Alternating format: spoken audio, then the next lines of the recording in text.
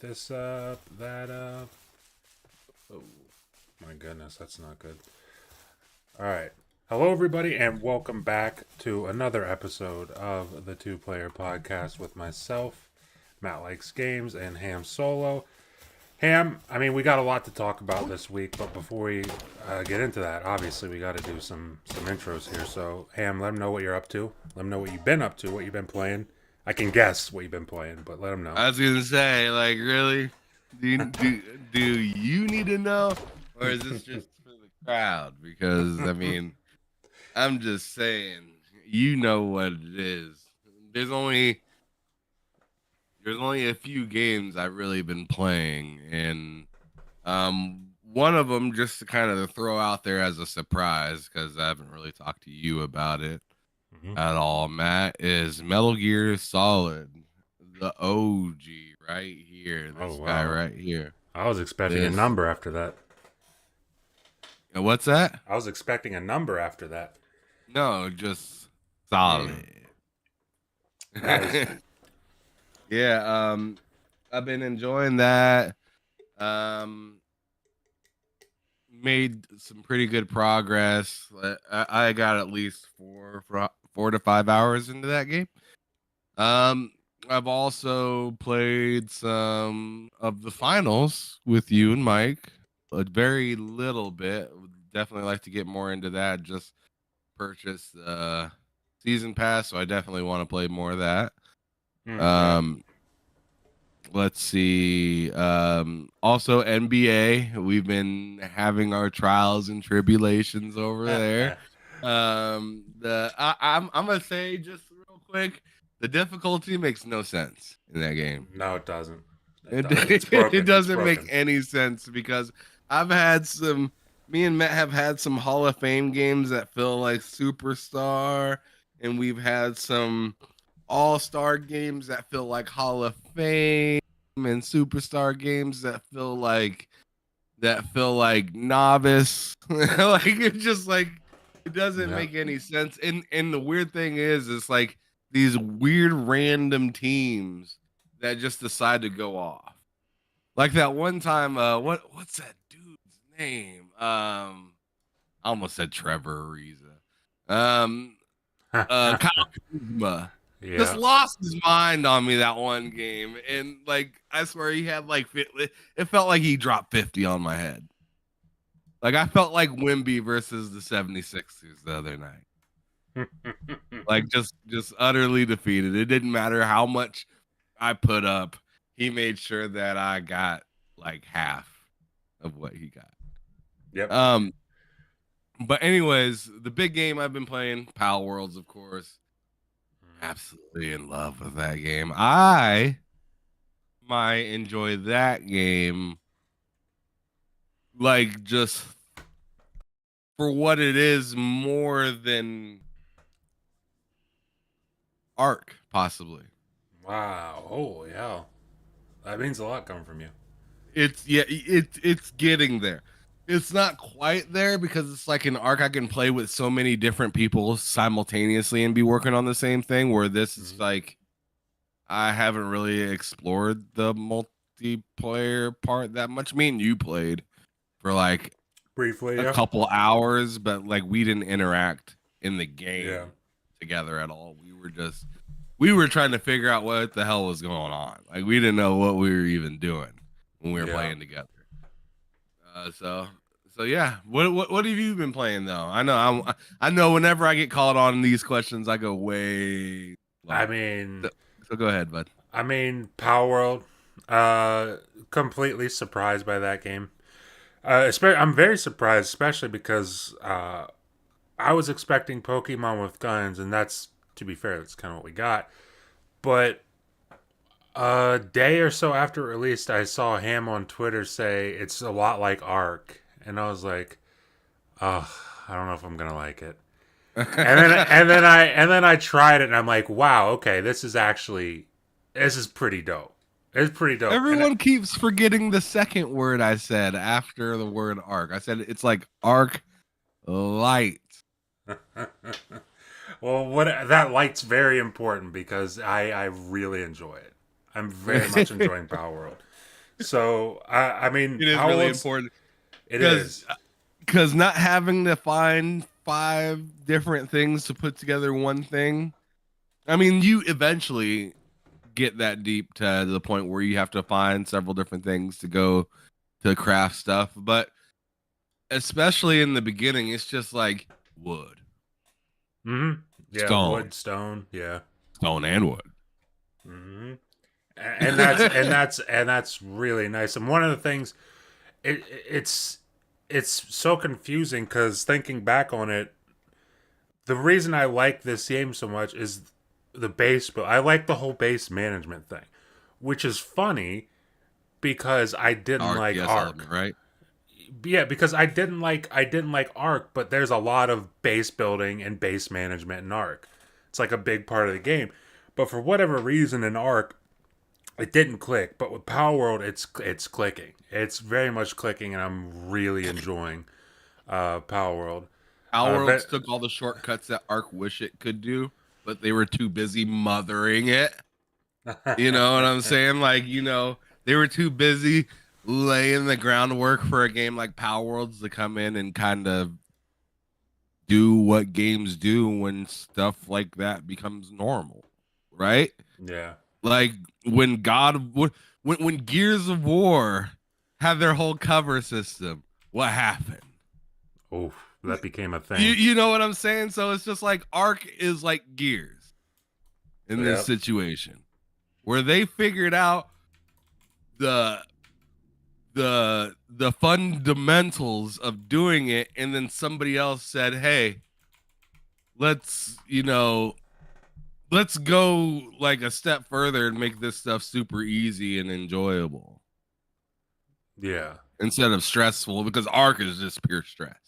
That game is stress, but it's a lot of fun. But it's not for somebody that's not into survival games. And I think, yeah, Pal Worlds is such a survival light game that it Hmm. makes it like it makes it okay to spend some time at the base and get stuff knocked out compared to Arc, where it's like, oh my god, I don't even know what I all need for this item to craft it.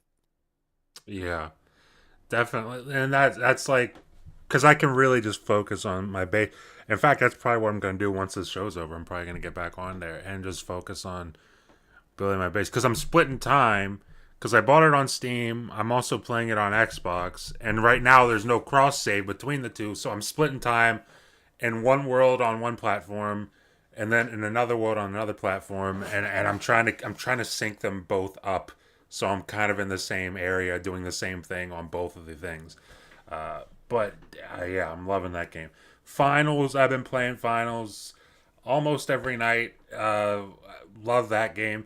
By the way, I posted. I don't know if you saw him, but I posted that thing from the other night where me, you, and Mike were playing, and Mike was like, "I don't even know why I play this fucking game." And then like 5 seconds later, he's like, "You guys ready?" And I thought that was hilarious. Yeah, that was so funny. He was so mad, and then all of a sudden it was just like, Ready for oh another? no. It was like he reminded me of a puppy that you just got done playing fetch with, but you threw it in a manhole. And the dog finally comes out of the manhole, and he's like, "What the fuck was that? Why the hell did you do that to me? That was fucked up." And then drops the ball at your feet. Let's do it again. Let's Do it do it again. again. Yeah. I'm just like, oh my god, this man's out of his mind. I love that. I did post that, by the way. It's on Twitter. I need to put that on YouTube, honestly, like a short. But dude, yeah, finals has been huge. Power World now back into Starfield. That's an issue because I built my new PC and I'm on a new game plus, and the combination of those two things, Starfield's an issue again. So I mean, I think those are the three main things I've been playing. Really, Prince of Persia every now and then on the PS3.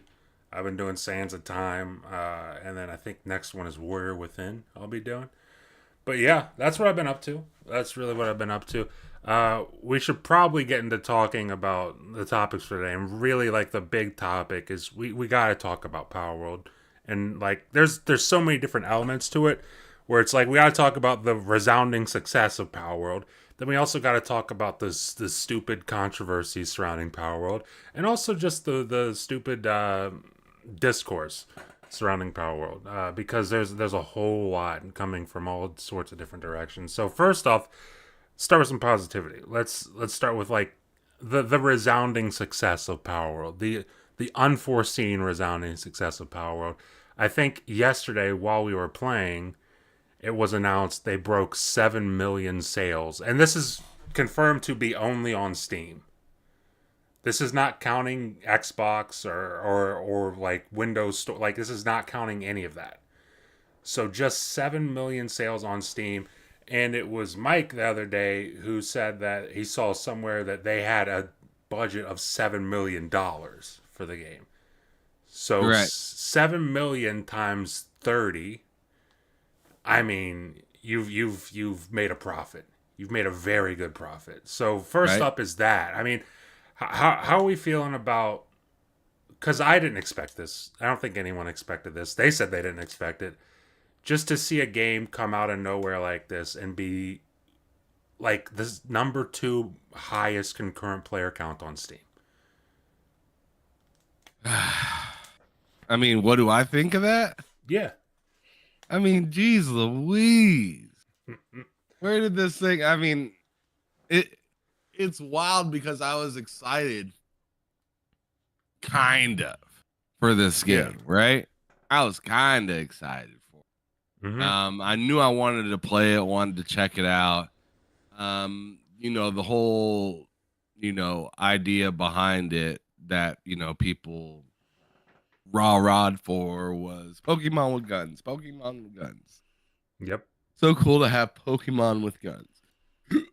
And I was thinking, that's the one thing that kind of makes this whole thing interesting because regular Pokemon is so, tame and kind of like no disrespect to anybody that likes Pokemon, but like even when I was a little kid, I felt like it was kiddie, right? Yeah. Yeah. Just with like just the whole style um and the way they interacted on the TV show and stuff like that. It was just I never took it as serious as like a Dragon Ball Z or Naruto or Hunter or anything like that because there was never like that like fu tone in the game where it's like, oh, this person's gonna destroy the world and they are pretty disrespectful.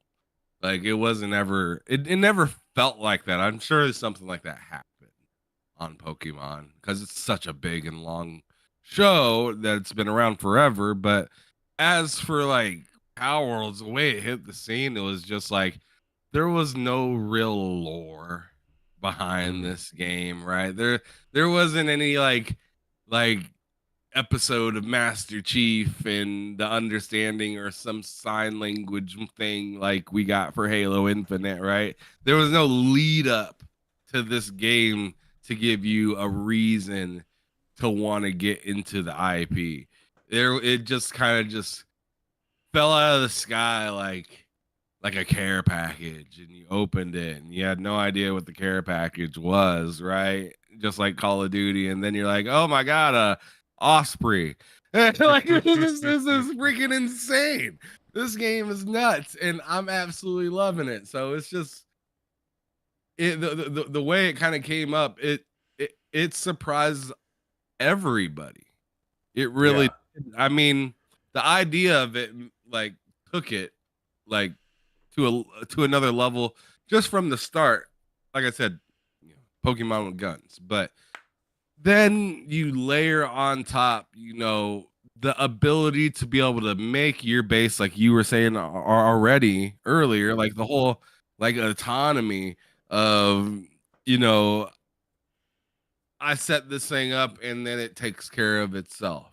The cool part about it that I don't think gets enough praise is the direction that the game gives you, the things that it tells you that you need to get done or that you should get done to level up and stuff like that, really open up the game so it's not like an arc. So it's not like up to interpretation on what you do.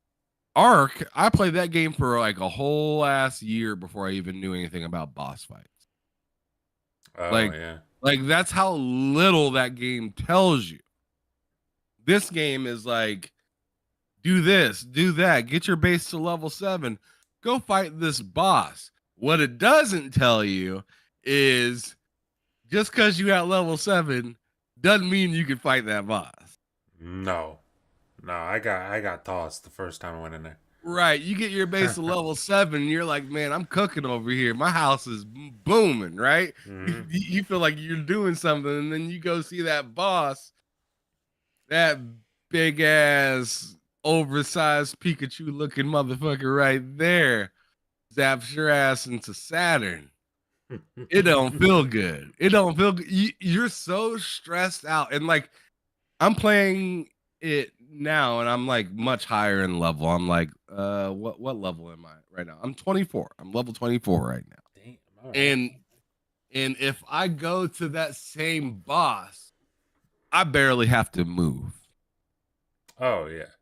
I just throw down a Pokeball and I'm just like, good luck to you. Like, good luck to you. Before it was, oh shit, like I'm nervous walking in here, and now it's just like, good luck, sucker. You might get cooked before I even have to dodge. So like, just that the rise in this game is very like, you just get this proud feeling when you catch something instead of kill it. Yeah. Oh yeah. You know, that it's just a weird excitement that you get. You're just like, because it brings upon a whole new level of stress towards the end of the fight. Right? You're fighting at first to whoop its ass, to bring it to the brink of death. And then when you pull your pal back into the ball, you're like, oh man, and this feels like a Souls moment now. It's just me and you. And I know that you can damn near one tap me. Yeah. So like, I have to figure out a way. Maybe I have to hit you a couple times with the crossbow or the gun or something like that. Take your health down just a little bit more, just to let you know that I'm your master and you're my slave. You throw that Pokeball out and it gives you 2% chance to catch it. But then it shakes. Mm-hmm. And then it says 44%. And your jaw's just like, you know what I'm saying? It's just like the game gives you just a wild set of just dominoes falling of emotion. Mm-hmm. Where it's just like, what's gonna happen? What's gonna happen? What's gonna happen? Please, please, please, be over with, or fuck, man. Like there's been a few times where I've only had like my health bar is 1240. There's been times where my health bar gets down to like 20 out of 1240. And I'm like, for the love of God, just get captured, please.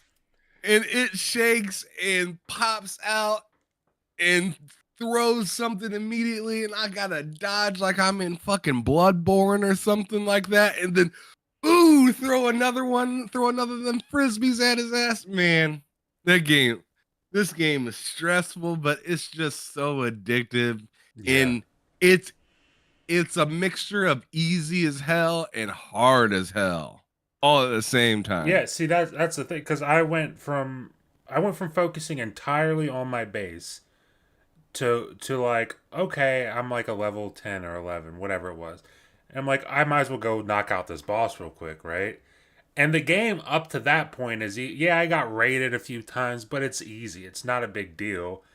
And you're like, let me go knock out this boss. And you get to that boss fight, the first boss fight, and that thing beat the shit out of me. Like, relentlessly beat the shit out of me. And I was like, oh, so the game actually is kind of different. Like it's difficult. It's difficult if you're not ready. It is difficult, and I figured that out pretty quick once I went into that boss fight.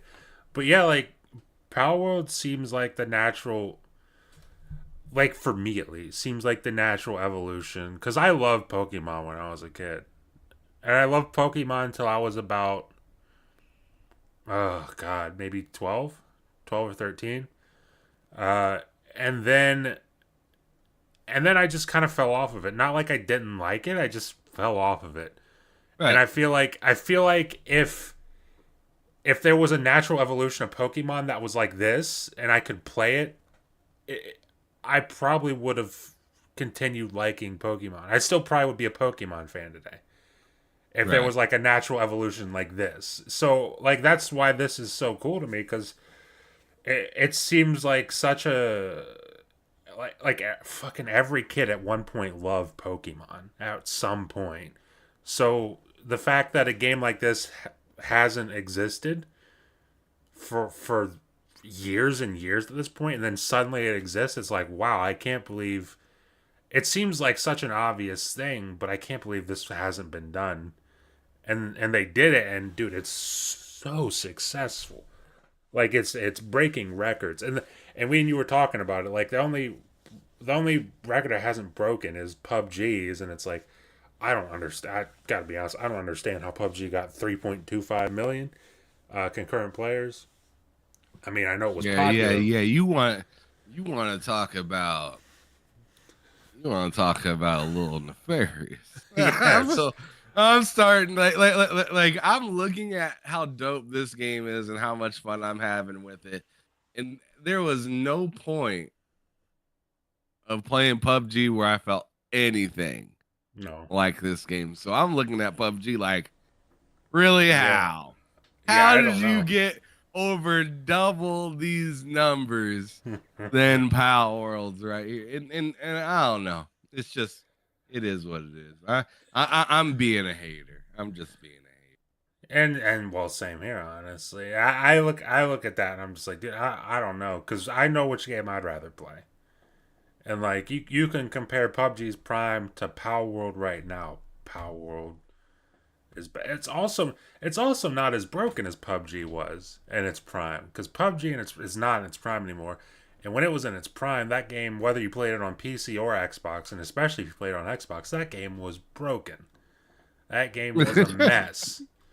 I mean, Power World is not broken. You could say it's a lot. You can point out there's flaws in Power World. There's definitely flaws, but it ain't broken. It ain't straight up broken. It might crash every now and then, but it is not broken inherently.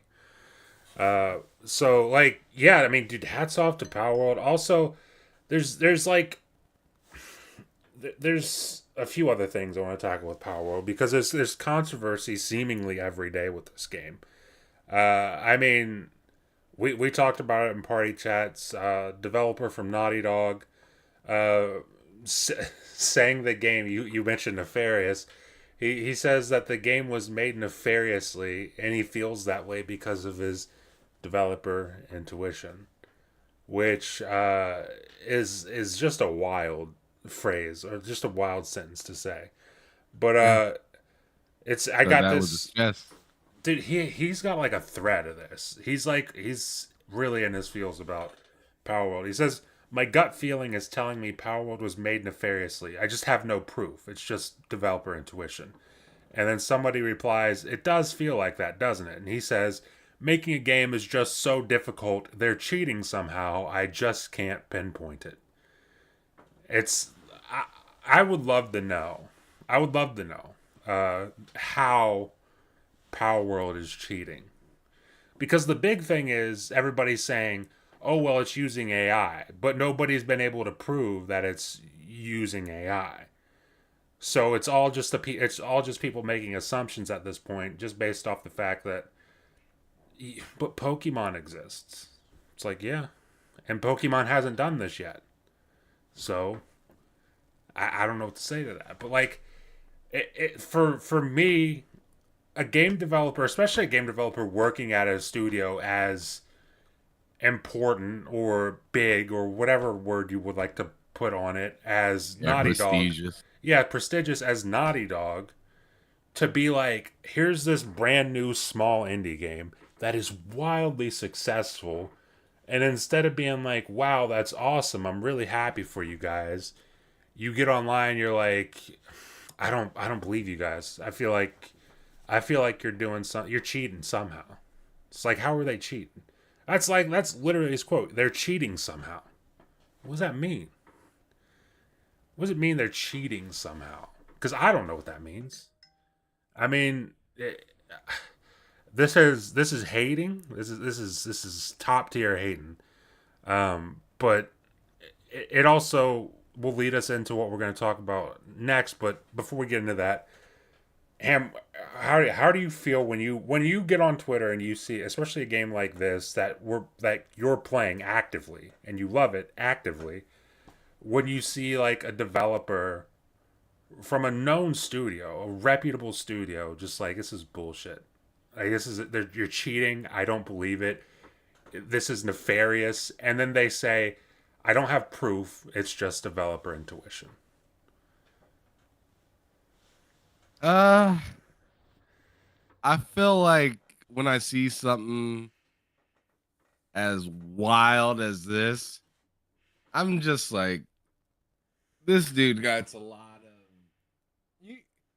You've got to, I don't know, like there, there's some sort of like, I don't know if I should like use the phrase like, I don't want to say privilege or like, but I just think it's really weird when somebody that has or somebody that works for a company that has so much more, Resources.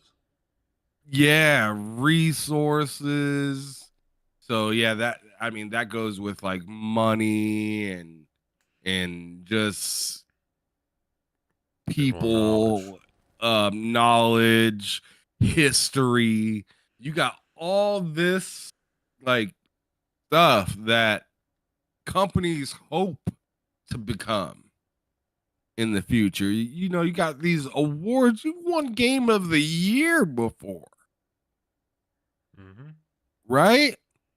Yep. But you feel the need, like to me, this is like this on the level of like I wrote a article or like a little small article thing for lordsgaming.net. Uh-huh. Okay, I did a couple of them so far. Okay. In my opinion, that's like Gene Park telling me that I cheated to get Yeah. and like say one of the articles that I write gets a crazy amount of acknowledgement. And man, this person nailed it. You know, right? It's like Tom Warren being like, I don't know what he did. Pretty sure he like used Chat GPT or something, but I feel like he cheated to get this much notoriety. And it's just like, why do like, even if I did, let's say I'm guilty and did that, Mm-hmm. why does that bother you? Who are you to feel the need to come after me? I'm Yeah. just a little old developer, right? Yep. We're just pocket pair. Small. You didn't hear about us until we dropped this game. You didn't even know who we were. You didn't know who we were. You can't name another game made by me. But I have a little bit of success and I'm a cheater. What if this game would have flopped? You wouldn't have said nothing. Nope. Nope. And that's the thing. Like, if the game, that's a really good point, because if the game was actively bad, if the game was not, like, if it was a known fact that they used AI, they cheated, whatever the fuck cheating means. I'm guessing that means using AI. I can't really think of another thing that would mean. But if it was a known fact that it was doing that and it wasn't successful, it was just a regular ass game that comes out and it's gone, then, like, on the opposite end of the spectrum, this dude wouldn't be out there it would have no attention from this guy. Like the fact that it's successful and he's hating instead of giving them props and praising it. Meanwhile, if it wasn't successful and everybody just forgot about it, it wouldn't even be on his radar. And It's like, me and Loke were talking. I hate to cut you off. I'm sorry. no, go ahead, go ahead. But me and Loke were talking about this on our show yesterday. The lowdown. Shout out to, I believe it's Vincent Vega's in the chat and stuff like that right now. Loke was in the chat as well. Yeah, Loke's up in the chat. I see him as well. Yeah, we were saying this on the lowdown yesterday that it's just so ironic that a Naughty Dog dev comes out and says like we didn't see anything from the developers that made that made Knockout City. We didn't see no developers from the Volition Yeah. step out. We haven't seen anybody that failed step out and say something's wrong with this game other than the ones that literally just had the most recent failure. And their failure to launch was this game is too complex. Yeah. And too expensive to keep to continue to make money and for us to want to stay on top of it because it just doesn't have enough legs, right? But it's the funnest game we've ever had. You guys should have played it. You guys really should play it sometime. You can't, but you should. But meanwhile, this game drops, costs $7 million to make, and already has that same number in sales, pretty much. Yep. On one platform. On just Steam. Yeah. Not even counting Xbox. And then on top of it, this game isn't even coming to the PlayStation. So then I feel like it's open season for a PlayStation developer to say something because they have no benefit. They're getting nothing from this game dropping, but they just had an absolute shit show when it comes to representing their company in the past year. All and we've talked we talked about this just a little bit ago before the show. The news that you broke to me about what PlayStation's cooking, I'm like, for real? Like, yeah, this is like, this feels like what they want to do for the entire generation is just make remakes, and remasters. A few new games, but more remakes. I feel like there's been more remakes than there's been regular games, or like head to head. Very damn close. Near. Very close. Gotta be. I mean, even at the launch of this console, there was 2 remakes. Yeah. Think about that. The Spider-Man remastered, yep, and Demon Souls. That was just the start of the generation, and everybody looked past that, right? Because it was just like, okay, well, the last generation just ended, and pretty nice seeing Demon Souls again. But then you get The Last of Us, and you're like, huh, what's going on here? And then you start hearing inklings about Horizon Forbidden West, and now we're getting Last of Us Part 2 again, and like it's just, I don't know, man. I don't know, but I just find it ironic that the hater is the one that just had the most recent debacle. Yeah.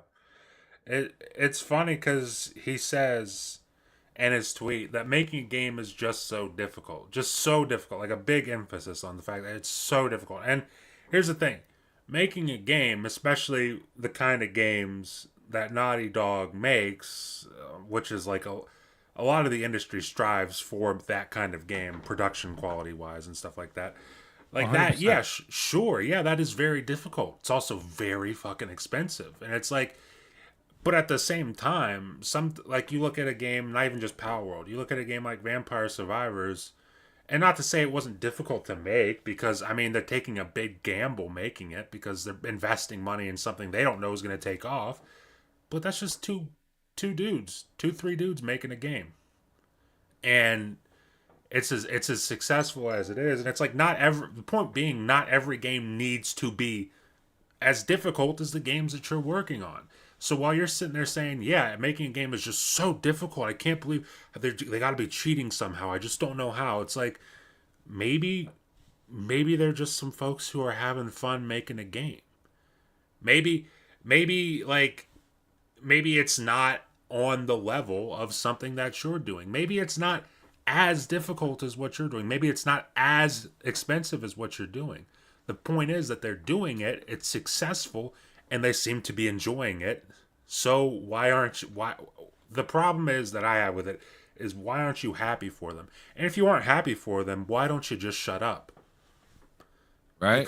Because like no like you're not adding anything to the discourse other than stirring controversy based on your dev intuition. It's like just if you're not gonna be supportive, then just be quiet. There's nothing wrong with just being quiet. You don't have to be a part of the discourse all the time. It sometimes it's not helpful. It's not doesn't bear any fruit. It's no point. So like in this guy's situation, it's just like maybe just shut your mouth. Maybe just shut your mouth and let them have the thing that is successful. But like this idea that making a game is just so difficult, and to what you said earlier, how we were talking about before the show, it's like, I mean, look at Power World come out of nowhere. This unique twist on something that should already exist but absolutely doesn't, and they just come out of nowhere with this wild success. Meanwhile, PlayStation, like I told you before the show, they're remastering another PS4 game. It's like, I mean, why are we stuck having these conversations? Why are we perpetually in a loop of, like I posted on Twitter when I saw that news of PlayStation remastering Until Dawn. I'm like, another remaster. Just another one. Just add this to the list of PlayStation remasters this generation. And it's like, if if it's either more remasters or Power World, I feel like a lot of people are going to take Power World. I feel like a lot of people are going to take Power World.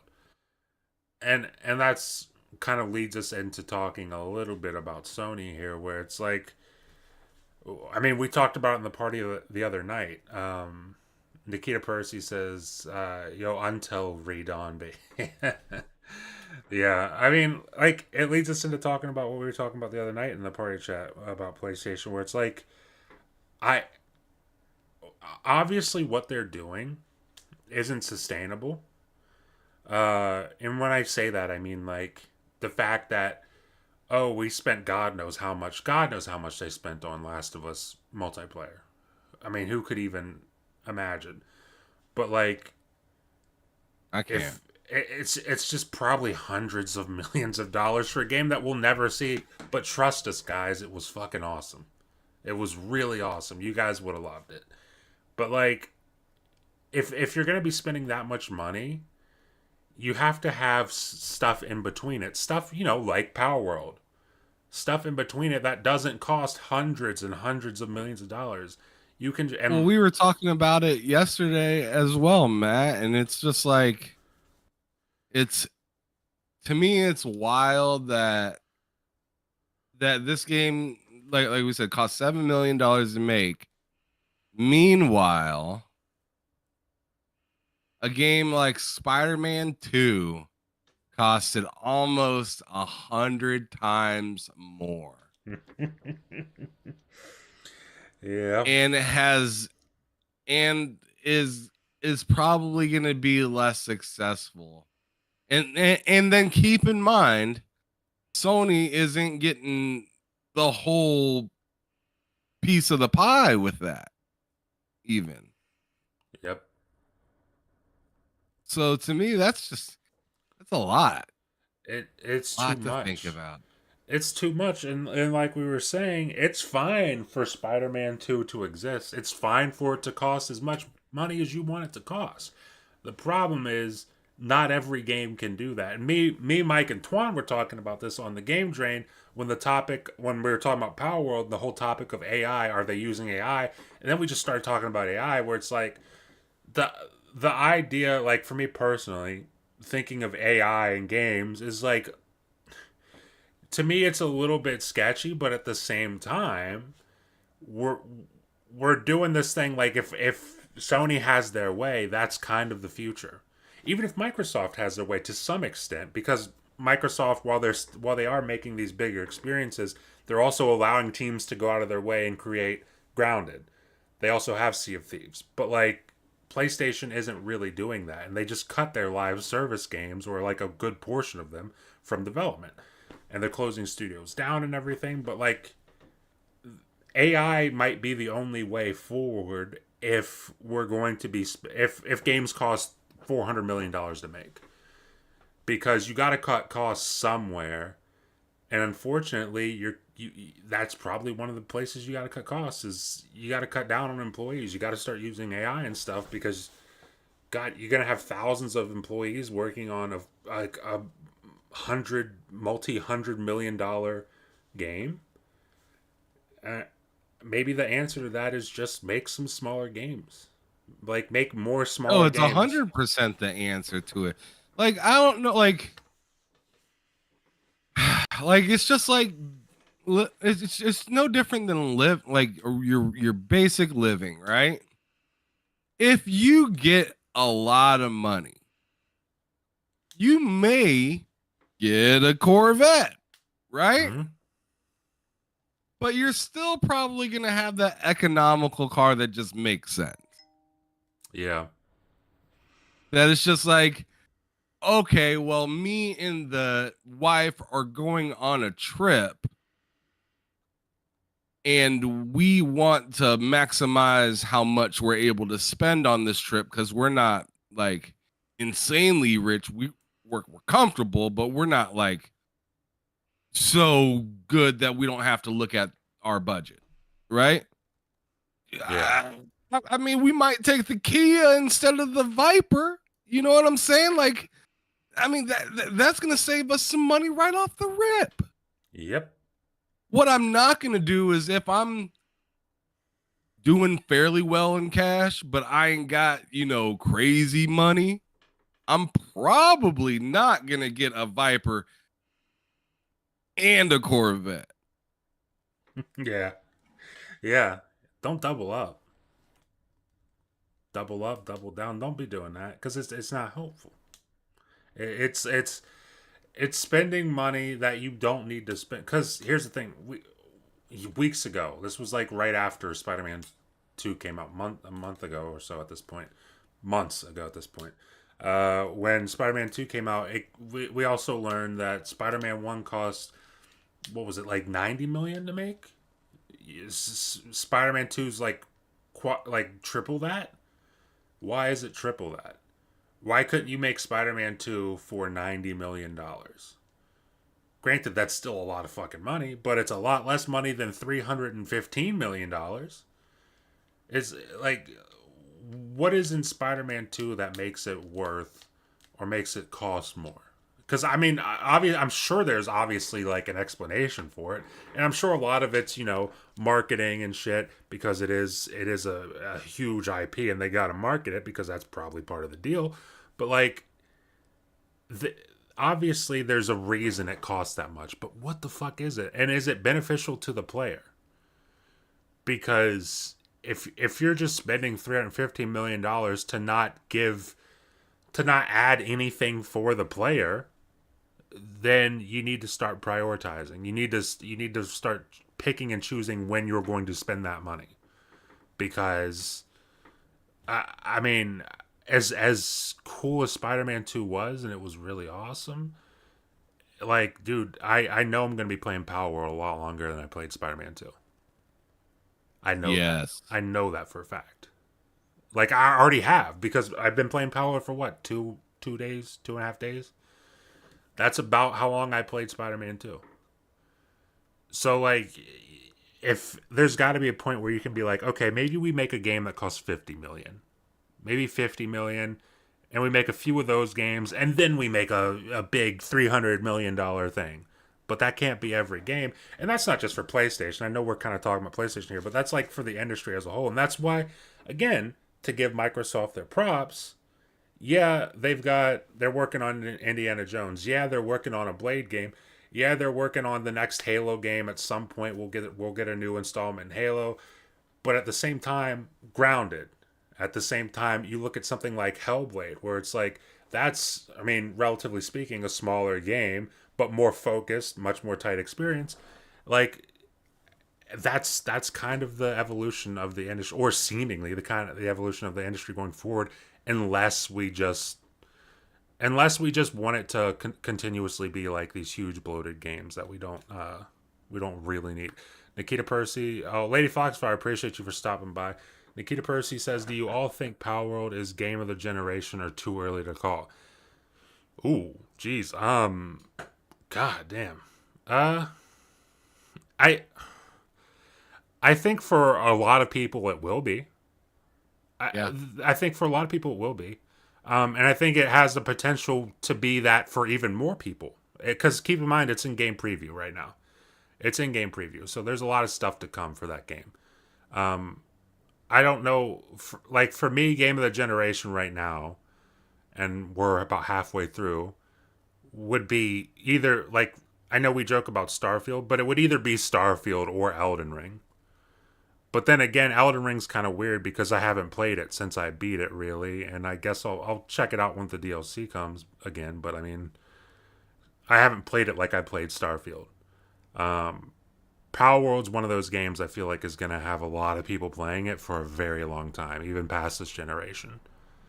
So, what do you think about that? Do you think it has game of the generation potential, or is it too early?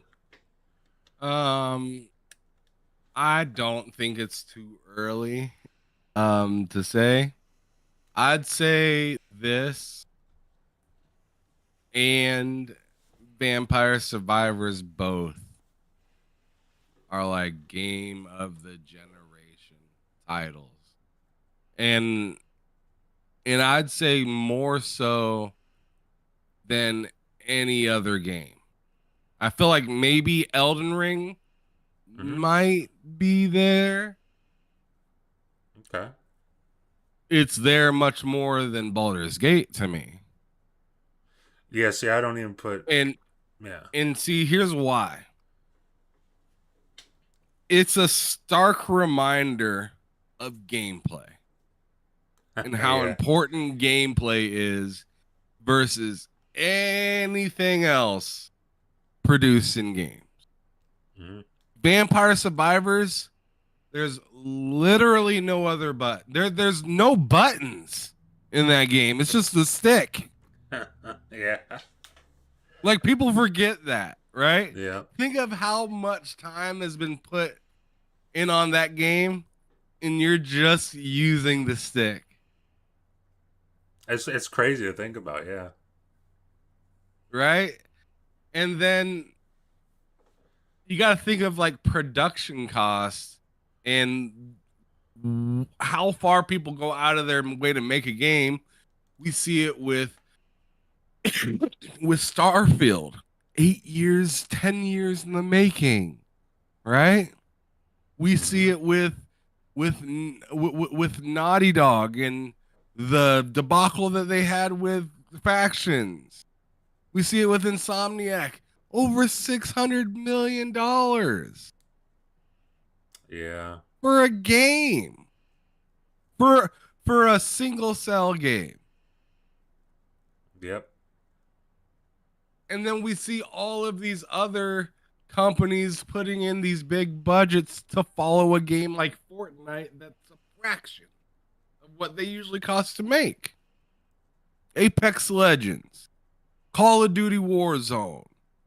Um, and that's just That's just the tip of that's just the big names. Yeah.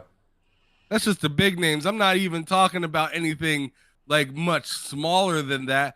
In talk about much smaller, Battlefield isn't even much smaller, but it gets dwarfed when you compare it to something like a Fortnite or a Yep. Call of Duty.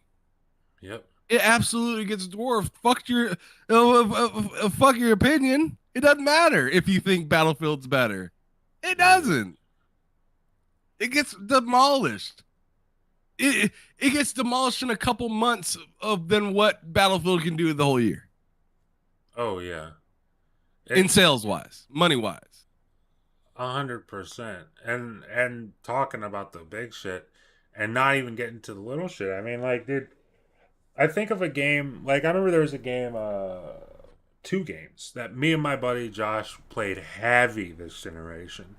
That came and went, not because they were bad games, but just because like they it's those kind of games, they just come and go. We're like, I don't know if you played Splitgate back when that was The game hot. was pretty hot. That game was fucking awesome. And then also there was a game, I don't know if you played this. I don't think you would, but maybe you did. Rogue Company. Me Rogue and Company, I Josh, played some of that. That game was hot. dude, me and Josh were heavy into Rogue Company.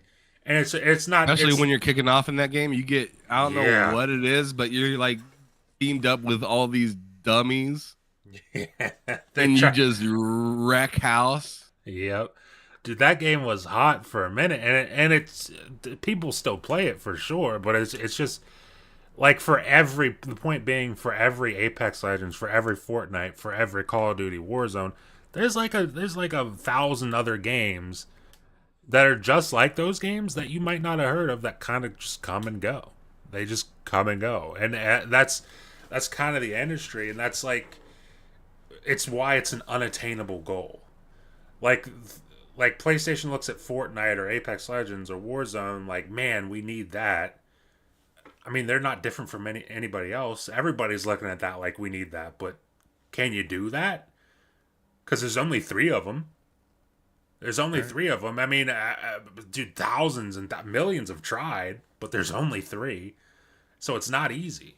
It is not easy, and that's why like you look at something like PlayStation's plans. I know they recently slashed them, but like 12 live service games before 2025. It's like, dude, are you expecting any of those to be as good as Fortnite? Because how could you if you're focusing on 12 fucking games? How could you possibly? So it's just the unattainable goal. It seems like the unattainable goal in gaming is to be the next Fortnite. And then Mike said it in the party the other night, where even Epic was like, yeah, Fortnite by itself, like it's just not profitable in the state it's in anymore. And that's Fortnite. That's the game in that category. So it's like I don't know. I don't know what you do at that point. Nikita Percy says, or Vincent Vega says, BattleBit over Battlefield. I've never played BattleBit. That's hilarious. But yeah, I apparently people love it. Nikita Percy says PlayStation fanboys say Xbox doesn't have a game of the generation exclusive, Palworld and Starfield. Well, yeah. I mean, there's two candidates right there, and to go back to what Ham was saying, bringing up the point of gameplay, like it's it's kind of funny when you think about it because Vampire Survivors would definitely be a game of the generation candidate, and it's just all gameplay.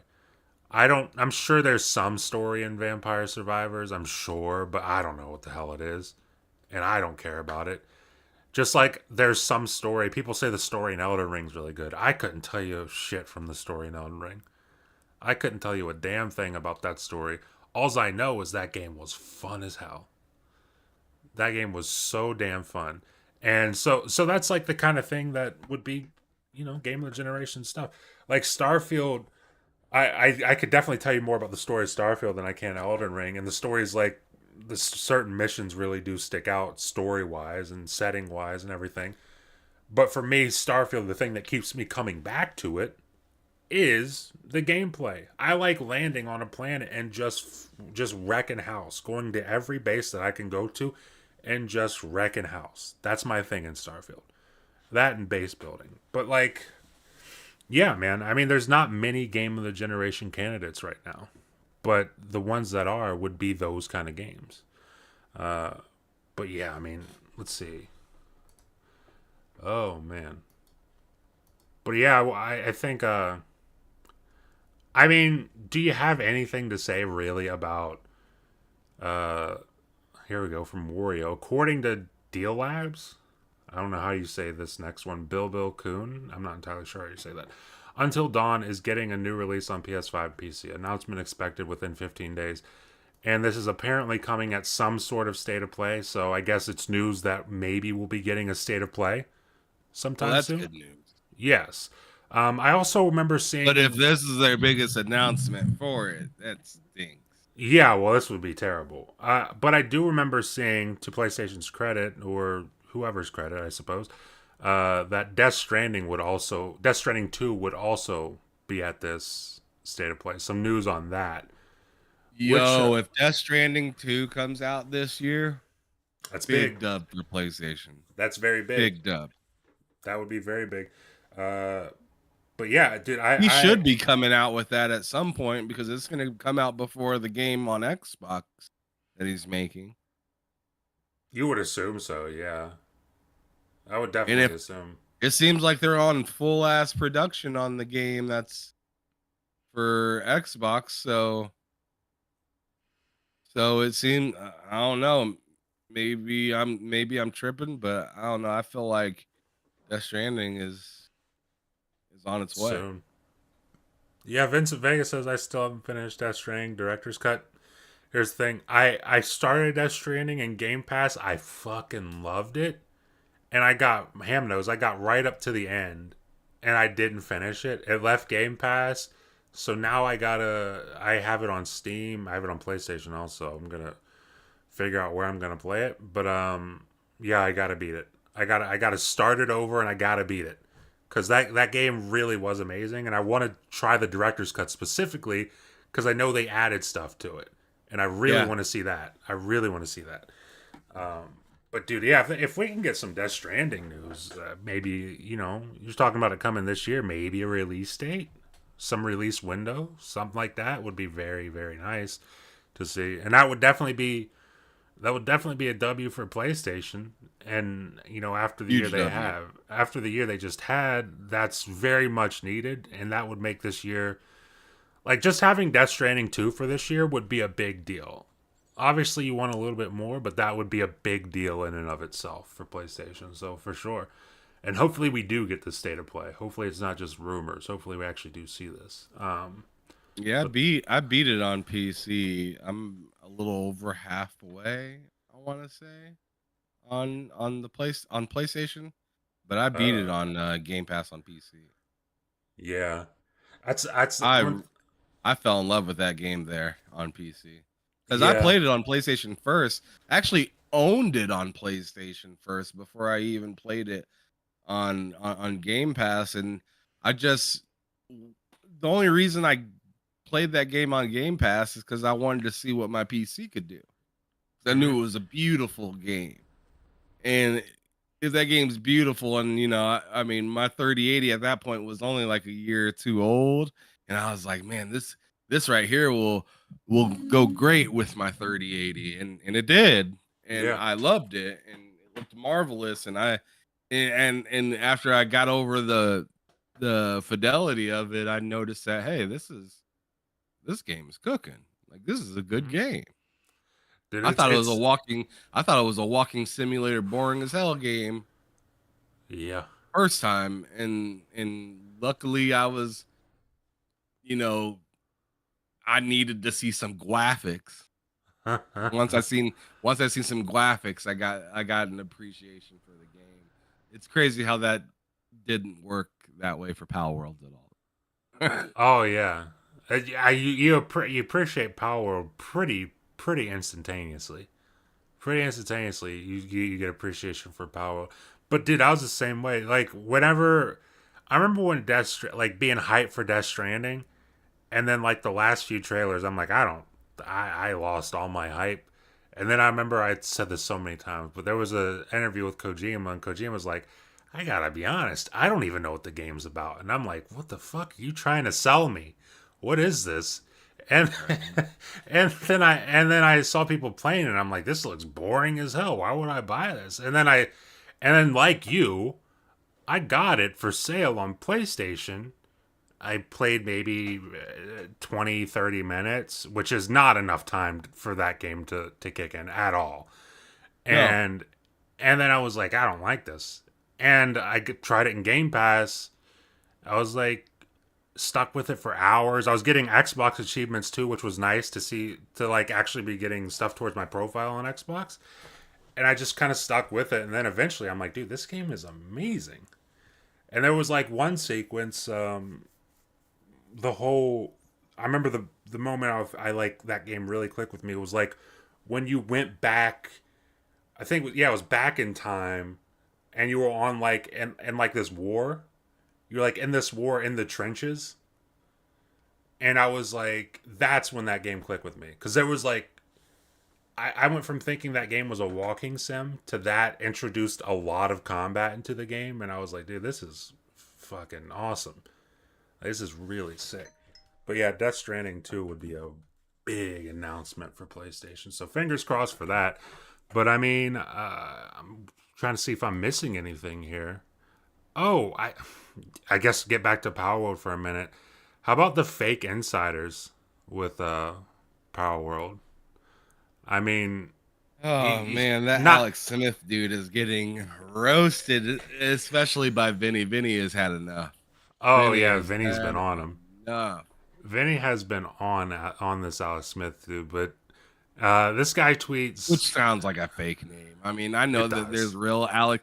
I mean, hell, there's Alex Smith, quarterback for the Chiefs and It's this the guy. Washington Redskins at a time. Big, really good quarterback. But I just find it interesting that we feel like somebody's fake and his name's Alex Smith, which is like the most generic name. It's just like I don't know, like I don't know. It's just so generic. You can't get much more generic than that name. No, it's two first names. It's two first names. Uh, he says regular Xbox players. This is 2 days ago. Regular Xbox players are sending emails to the Palworld community leaders so that the game is not released on PlayStation. Among these messages, we have death threats, and I'm gonna bring it up here. This so the community manager for Palworld replies, we have received no death threats from anyone in regards to console support, no threats from any Xbox, PlayStation, or PC player about anything console or platform related. And this I feel like this happens often with this guy. We're gonna keep it to Palworld, but this happens very often with this guy, where he'll just say something completely BS, complete nonsense, and he gets called out for it. People crap on him, and he doesn't ever back down. He just comes out a few days later with another insider scoop, quote unquote. But more recently, was where's it at? He says I contacted my good friend. What's her name? Oh no! Yeah, I'm reading today's tweet. I contacted my good friend Oh, Gina at Gina ZJW, and she is already in contact with those responsible for Palworld to bring the game to PlayStation when they make the 32-player version of the game available on consoles, Xbox, and PlayStation. If you don't know, Gina is partner development at PlayStation. So she's responsible for that, and this guy has apparently been in contact with her, which is also complete bullshit. This guy has not been in contact with her. And our buddy Vinny has been on top of it. And also, I don't know if you saw K-Med. I don't know if you follow K-Med. But no, I know K-Med though. K-Med's he's good dude. he's also been on top of it. I mean, he's like this dude's getting roasted. Like all different ways from all different people. But there's screenshots of I want to say it was Kmed who maybe because I saw that was where it was from originally sent this person some DMs saying, yeah, this guy's trying to use your name to generate high or clout, I guess. And she's saying, I've never heard of this person. I've never contacted this person. This guy doesn't know anything from me. Never heard of him. And what's funny, Vinny pointed this out to me in the chat. He said that this guy blocked her so that she wouldn't see the mention that he mentioned her in his tweet. So Yo, so she couldn't even reply. She couldn't even see the tweet. She didn't even know. She had to get a screenshot to be like, "Oh yeah, I don't know that guy. I have no idea who that guy that's is." some devious shit. That's some It's devious insane, shit. isn't it? It's diabolical. Like it's next level clout chasing. Uh, but yeah, like you've got insiders like this all over the place claiming like they have knowledge that it's using AI, and in this case, they have knowledge that it's coming to PlayStation. When they're, it's not confirmed. It's not confirmed, and this guy is blatantly lying. But yeah, Palworld's making an ass out of a lot of people. It's really making an ass out of so many people. But yeah, I mean that's really the news for this week. I mean, unless I'm missing something, I don't think it was a very news heavy week. Um, we covered Xbox Developer Direct here on the channel on Sunday. So I don't think there's really anything news heavy this week, unless I'm missing something. Yeah. Well, I mean, there's a few different things that I could bring up that Luke talked about yesterday on the show, Mm-hmm. which like a dragon, infinite wealth. You're gonna have to pay for like the premium edition or something like that to get the new game plus, which is pretty Oh. nuts. Ooh. And then Halo is done with seasons and going into Yep. content updates. Mm-hmm. That's big. Uh, That's big because they also mentioned in that, I don't know if it was in that stream or in an interview around the time of that stream, that they're switching, like you said, to the content updates. But that also means that their teams are working hard on the next big thing for Halo. So yeah, looking forward to that for sure. yeah. I mean, Twitter or not Twitter, Twitch recently got rid of 500 people with the layoff. T Pain confirmed that he's working on GTA 6, Nice. Oh which T man. Pain's actually been pretty big in gaming. Yeah, he If, has. if you haven't known, or if anybody that's listening didn't know, T Pain's been like, I think he's been like doing like some MLS or not MLS, MLG stuff, Hmm. and whatnot. I Yeah. think he has like either a team that he runs or he runs like a camp or something like that. Which I mean, I've never been the hugest fan of T Pain, for his music and whatnot. I mean, I like some of his songs. Some of his songs, I mean, are just undeniable. Yeah. But but as a person, I've always thought like, man, like He's I don't cool as know. So shit. there's something about certain artists that it's just like, man, that just dude just looks like a genuine person. Yeah. He seems He really talks like cool. a genuine person. He has a pretty rough history after even being rich. Mhm. And he's still like a happy-go-lucky person. Like he's like the fucking Keanu Reeves of music. Yeah. Like he's been through a lot. He's still, got plenty of money, but he's hella modest. Yeah. I don't He, see you don't see many people hating on T Pain. Not many people do that, and yeah, for good reason. he's kind of like I don't know. He kind of reminds me of Prince a little bit in that sense, where it's just like say what you want, love him for his music or hate him, but everybody loves this guy. Yeah. Nobody actually hates this guy. You might not like his music, but you don't. But nobody like hates this person. Nobody feels this. No, nobody looks at him and says, "Man, he reminds me of Kanye." No, no way. No way. Oh man. That's perfect. But yeah, absolutely. I mean, God, I'm really excited to know more about GTA 6. There is. Go ahead. Oh, my bad. Go ahead. What was the one thing you said before T Pain and GTA? Um, let's see. Um, the Twitch laying off a bunch of people. Oh yeah, that reminded me. I mean, that's terrible, like it always is. But Did you see also Bungie is now like, well, not now hiring. They hired a bunch of people Oh after my the god. layoffs. Yeah, so they're at like 1,400 employees now, which I think is the most they've ever had. And everybody was like, "Wait, you guys just fired a ton of employees to only turn around and now have the most employees you've ever had." Right, and it's probably for a lot cheaper budgets. Yeah. And it's like if your whole idea was, oh, we got to cut costs because we didn't meet our sales targets with our latest DLC. It's like, okay, that sucks, but fine, whatever, valid excuse, I guess. But like now, just to turn around and be like, yeah, we've got more employees than we've ever had before. It's like, I don't know. If I was somebody that got laid off, I'd feel a certain type of way about that. But I don't know. It just stinks. It's a stinky situation, but they got some new employees, I guess. But yeah, There's Twitch laying off there's people. one last thing I wanted to talk about before we got out of here, though, Let's do that it. I thought was extremely important.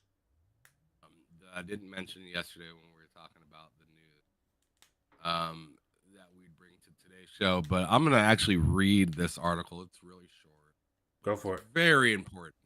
But it says new data poisoning tool aims to help artists fight back against AI. Loke was talking about this on our show yesterday, but it says as AI continues, and this is from Loke's beloved IGN because it's not my beloved. But Yeah. anyways, it says as AI continues to be a double-edged sword in the digital landscape, a new data poisoning tool will allow artists to reclaim control over their creative work and void any AI-generated replications. Announced by the University of Chicago's Glaze team, um, the first version of Nightshade is available to download. It's on its official website. The team notes that Nightshade is similar to its other tool, Glaze.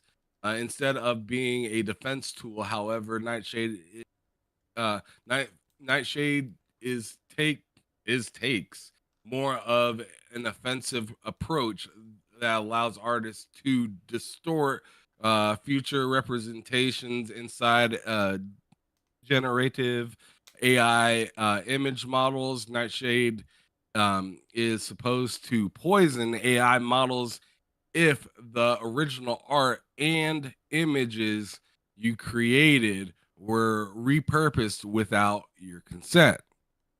In contrast, Glaze protects users from AI imitation. The Glaze team recommends using Nightshade first, then Glaze as a 1-2 punch. While both are separate tools, the team confirmed they are working on integrating both. AI models have been the subject of controversy for stealing art from artists. Some are pursuing legal action, others are expressing disapproval for AI models being used to steal their work. This new tool will allow artists to fight against these AI models stealing their work and increase the cost of training on unlicensed data. Earlier this week, Square Enix revealed that its upcoming game, Foam Stars, includes some artwork made by artificial intelligence. Wizard of the Coast had to issue a correction earlier this month after it was revealed that its widely popular card game Magic: The Gathering used AI for some of its artwork, despite the company's previous claiming otherwise. So, in my opinion, I think this is awesome because this Mm-hmm. is keeping people safe from copyright infringement. Yes, 100%, 100%, and that's been like for me looking at AI and gaming. That's been my biggest like thing is like as Like the long one as issue. yes, as long as people are taken care of, as long as credit is given, then AI is kind of it's kind of the future. But like there has to be that that step in place to give people credit and to honestly just try not to be taking things from smaller artists. Like that has to there has to be steps taken. And that's a really good step forward in that regard. All right. Absolutely. But that's all I had. I just wanted to throw that out there. That's I like it. That's important stuff. Wait, what's you said? What's the name of it? You said God, start with an I. Nightshade. Nightshade, and there was another one, right? Glaze. Nightshade and Glaze. All right, nice. I'm gonna save those. I'm gonna look for that. But yeah, that's good to know. Definitely. But yeah, that wraps up the news for today's episode or this week's episode of the Two Player Podcast. But before we get out of here, obviously we got to do outros. So Ham, let them know where they can find you. Yeah, you can find me TSWS Gaming on YouTube. On Twitter, you can find me at HamSolo05 Gaming. Um, I do videos throughout the week sometimes, or I do streams throughout the week sometimes. That includes videos. Nice, nice. That's in the description, by the way. So check that out. TSWS Gaming. Check out the channel. Very entertaining. Tons of content to catch up on if you're new to the channel, especially if you're new to the channel. So check out that. As for myself, you can find me here, obviously. Mondays and Fridays videos. That's 11 a.m. Eastern. And then on Wednesdays, obviously, just like today, 2 p.m. Eastern. I know we start a little bit later, but it is what it is. But it's usually 2 p.m. Eastern. We will be starting here on the channel for the Two Player Podcast every Wednesday. So look forward to that. And then on Sundays, it's the Game Drain at 8 p.m. Eastern here as well on the channel. And then on Twitter at Matt Likes Games. And that is where you can find me. But with all that being said, thank you all for stopping by. It's very much appreciated. Everybody in the chat, Lady Foxfire, Nikita Percy, Vincent Vega, Loke7. I appreciate all you guys for stopping by. We will see you all next week. Thank you for watching. Peace.